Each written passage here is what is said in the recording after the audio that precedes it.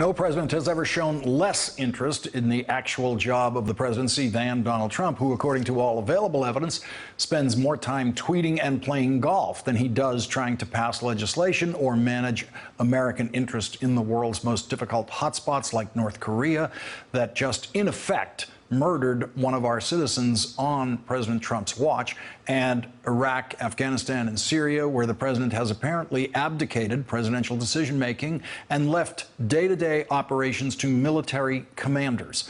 A Russian fighter jet intercepted a U.S. spy plane over the Baltic Sea, reportedly coming within just 5 feet of that aircraft on Monday.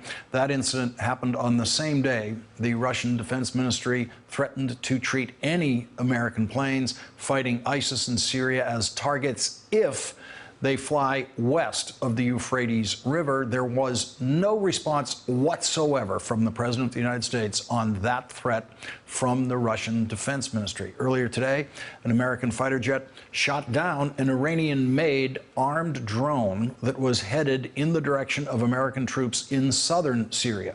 This is the second such drone that U.S. military shot down this month. Foreign Policy magazine is reporting on the infighting within the Trump administration and the White House on what to do in Syria. The report says that 2 White House officials are now pushing to take wider action in Syria. But according to that report, Secretary of Defense James Mattis has personally shot down their proposals more than once. A former general has not had this much authority in the American government since Dwight Eisenhower was president. I'm gravely concerned that we may be slipping into a hot war with Assad's forces, with Iran, or even with Russia. And we need a clear strategy from the Trump administration.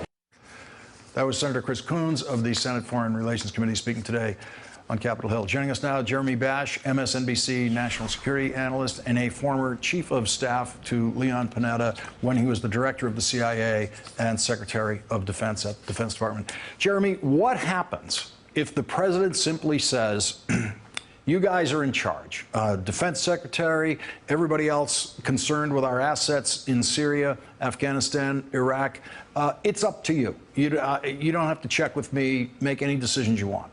Well, national security is a team sport, Lawrence. You need every player working together. You need the State Department working in concert with the Defense Department, working in concert with the uniformed military, working in concert with the intelligence community.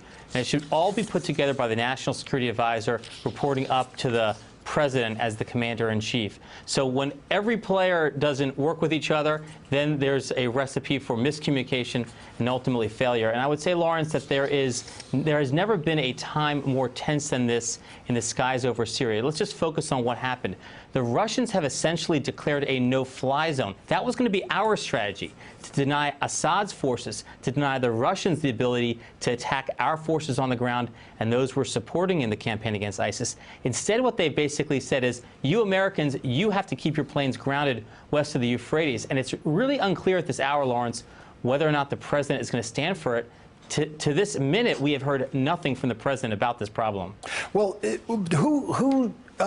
who likes this situation? I mean, I can imagine in Henry Kissinger's White House, if the president were to say, I have absolutely no interest in anything that happens on your watch, Henry Kissinger would have been thrilled. He would have been, in effect, president of foreign policy, president of all defense policy, because in what you just described, it all flows into the National Security Advisor. And if the National Security Advisor doesn't have to check with the president, doesn't the National Security Advisor on these matters, in effect, become president? Yeah, but I don't know any National Security Advisor or Secretary of Defense, and I would bet Secretary Mattis and General McMaster are in this category. They don't want to operate as free agents. They don't want to operate without the input from the White House, the interagency. They are used to a normal, orderly national security process. They don't like freelancing. They want to have conversation. They want to have an organized foreign policy process, and they want buy-in from the commander-in-chief. They want involvement by the president. So I actually think that they would want that. I think the problem is really a policy problem, which is that the president has to date been unwilling to push Russia out of the way in the skies over Syria. And as a result, what you've seen is you've seen Iranian drones, you've seen Syrian fighter aircraft coming to attack those forces on the ground that we are supporting. And we have troops on the ground in Syria. This is a very dangerous and delicate situation, and for the president basically to say, we're okay with Russia pushing us out of the way, I think that's unacceptable and harmful to our troops and our interests.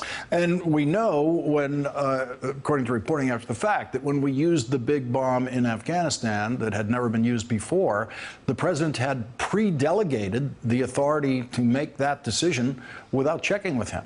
Yeah, but I gotta say, Lawrence, my sources tell me that the president was not involved in that decision at all. He took credit for it later because I think he thought it looked somehow macho, but he was not involved in that decision at all.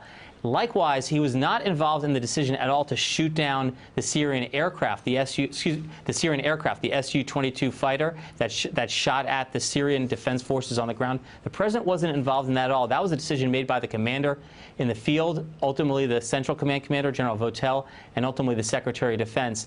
And the president, again, has not been taking on the Russian forces, the Syrian air forces, and the Iranian air forces in the skies over Syria.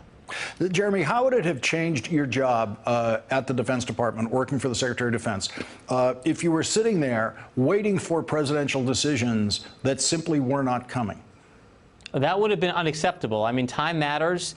Again, when lives are on the line, you don't have a lot of time to waste.